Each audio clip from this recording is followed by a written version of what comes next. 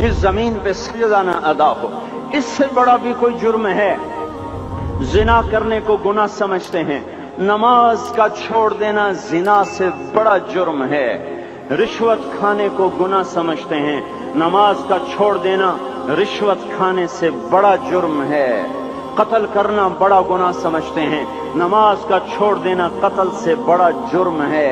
सजदे ही का तो इनकार किया था शैतान ने कोई जिना किया था, कोई कत्ल किया था, कोई शराब पी थी, कोई जुआ खेला था, क्या किया था, कोई शिर्क किया था।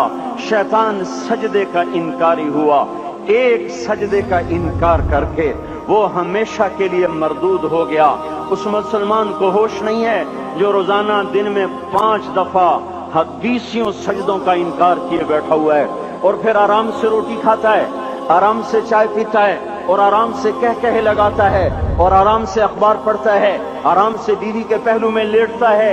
एक सजदे का इनकार होकर शैतान हमेशा के लिए मरदूद हुआ। जिसने फजर का इनकार किया सजदों का, फिर जोहर के सजदों का मजाक उड़ाया, फिर असर का मजाक उड़ाया, फिर मगरिब और इशा का मजाक उड़ाया। घर में नमाज पढ़ना भी चलो ना पढ़ने से तो बेहतर है, पर यह भी नमाज का मजाक ही है। और 8वें दिन सर पे टोपी रख के आया। 8 दिन जिसने इतने सजदों का इनकार किया, वो इस बात से नहीं डरता कि कहीं अल्लाह उसे मरदूद न कर दे। तो क्या होगा उस दिन जब जिन बच्चों की खातिर या जिस नफ्स की खातिर अल्लाह के बगावत की कि उठा नहीं जाता, आया नहीं जाता, गर्मी बड़ी है, सर्दी बड़ी है, अंधेरा बहुत है, क्या कब्र के अंधेरे याद नहीं हैं? क्या कब्र की गर्मी याद नहीं है? क्या जहन्नुम की आग भूल गए? क्या जहन्नुम के अजाब भूल गए? क्या जन्नत की नेमतें भूल गए? वो अल्लाह का कलाम भूल गए, वो अल्लाह का दीदार भूल गए, वो अल्लाह से मुलाकात भूल गए, वो महबूब खुदा की महफिल भूल गए। ये कैसा इस्लाम है? ये कैसे पत्थर दिल हैं जो कमाने में तो ऐसे मस्त हुए कि होश नहीं, और जब अल्लाह बुलाए तो ऐसे गाफिल हो जाएं, ना बूढ़े पर जूरेंगे, न जवान को होश आए, न किसी औरत को होश आए, न किसी मर्द को होश आए, न बाजार बंद हों। अरे मेरे भाइयों, हुकूमत से पैसा बचाने के लिए हड़तालें की, 20-20 दिन बाजार न खोले, नमाज के लिए अगर दुकानें बंद करते तो आज अल्लाह ताला आपको हर जालिम से बाहर निकाल देता। कोई जालिम ना आपके माल पे हाथ डालता, ना आपकी इज्जत और आबरू पे हाथ डालता। दिन दहाड़े डाके पड़े, क्यों पड़े? कि हम बागी हो गए, हमने अल्लाह से बगावत कर दी। क्या जुमे के दिन सिर्फ अल्लाह बुलाता है? ये जुमे में इतने क्यों आते हैं और बाकी दिनों में क्यों नहीं आते? ये कैसी वफा है? और ऐसा वफाओं वाला अल्लाह कि जमीन बोले अल्लाह इजाजत दे मैं गुलिस्तान कॉलोनी को निगल जाऊं, समंदर बोले मौला इजाजत दे हम चढ़ जाएं, फरिश्ते बोले अल्लाह इजाजत दे हम इन्हें हलाक कर दें। और जिसके सजदे का इनकार हुआ पड़ा, जिसका 8 बाजारों में जिसकी शरीयत का मजाक उड़ाया जा रहा, वो जिसको गैरत खुद जोश में आ रही कि ये मेरे बने हुए गंदे पानी के बने हुए नुत्फे से बने हुए, मेरी गिजा खाकर, मेरा रिस्क खाकर, मेरी हवाओं से जिंदा, मेरे पानियों से जिंदा, मेरी रोटी से जिंदा, मेरे दिए हुए गोश्त से जिंदा, मेरे दिए हुए निजाम से जिंदा, ये मेरे ही मुनकिर बन गए।